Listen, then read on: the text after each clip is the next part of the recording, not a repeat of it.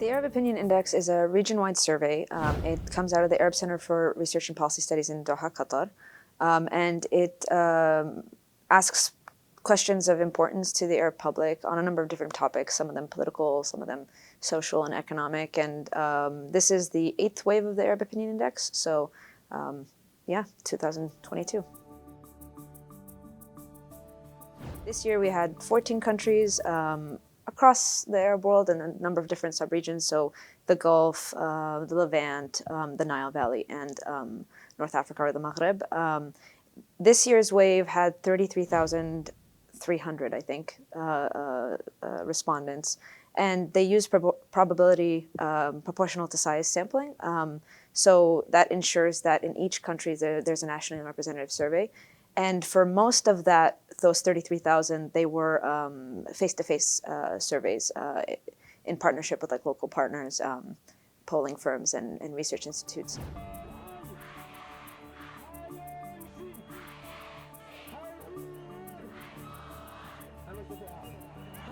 So since we've been asking this question since 2011, so we do really have a consistency of data on this point.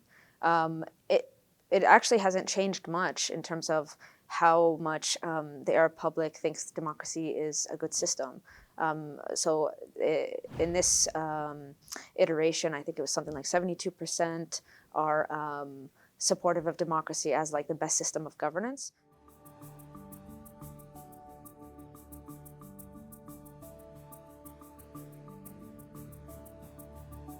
When we ask questions about like negative statements or negative characterizations of democracy, most people disagree. The only thing that is starting to kind of tick upwards over the different iterations of the survey is the agreement with the statement that society is unprepared for democracy. So again, there's this kind of separation, I think, with the Arab public between democracy as a concept, which they support, and maybe some rising cynicism or frustration with how democracy has played out in certain parts of the Arab world.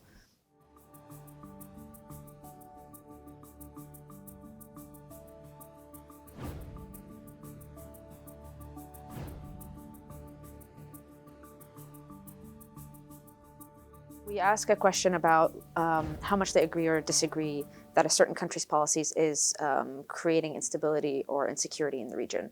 And Arab respondents agree strongly or agree to some degree that the United States poses a threat to the region. And this is only behind Israel. So Israel takes, number one spot amongst the Arab public. And it's much worse, actually. It fares much worse in terms of Arab perception when you compare it to Iran or Russia.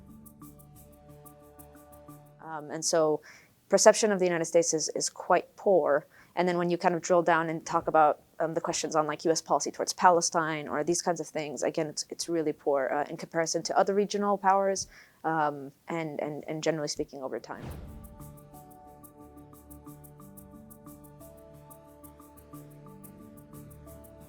So again, a lot of consistency. The Arab Opinion Index is I think, as far as I know, the only survey in the region that has asked this question repeatedly since 2011. Arabs view the Palestinian cause as a concern of all Arabs, not just Palestinians alone. And that, again, has been quite consistent since we started asking this question in 2011. There has been a slight dip from 84% in 2011 to 76% in 2022, but still 3/4 of the Arab population surveyed are supportive of the Palestinian cause and believe it is a cause of concern for all Arabs.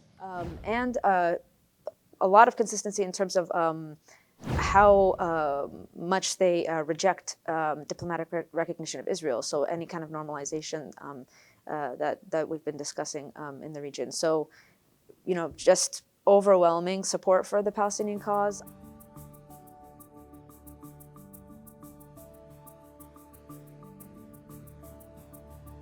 And when when again we drill down with kind of follow-up questions, a lot of it is politically motivated, largely.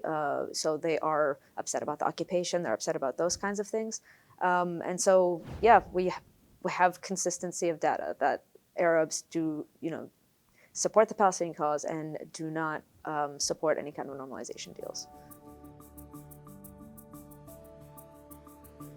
And what it tells us is that the Abraham Accords are not at all popular.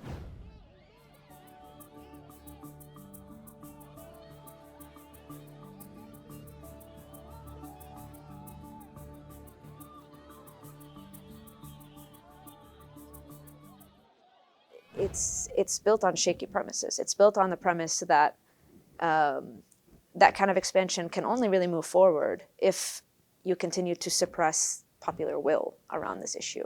And publics are not, they don't view the Abraham Accords as a form of peace. They view it as a sort of, authoritarian alliance between Israel and some of these governments. So the justification also is quite illegitimate, I think, in terms of Arab perception.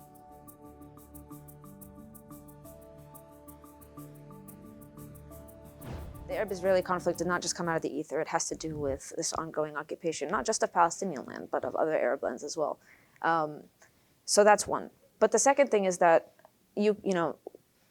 the State Department can frame it as if it's a peace agreement. Everybody signing the accords and taking the photos can frame it and justify it as a peace agreement, but it has nothing to do really with resolving the underlying sources of conflict. Yeah, just generally speaking, its biggest issue is that it is not a peace agreement, no matter how much you want to say it is or name it as such. So doesn't resolve the underlying sources of conflict, in which case what it's doing is cementing the status quo.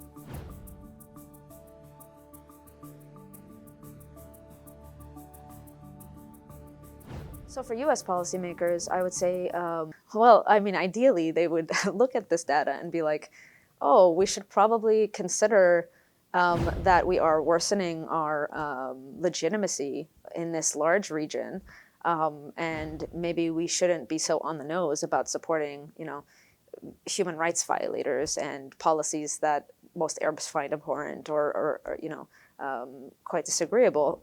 But I think American policymakers are still stuck in thinking that political elites or political leadership are really all that matter in the Arab world.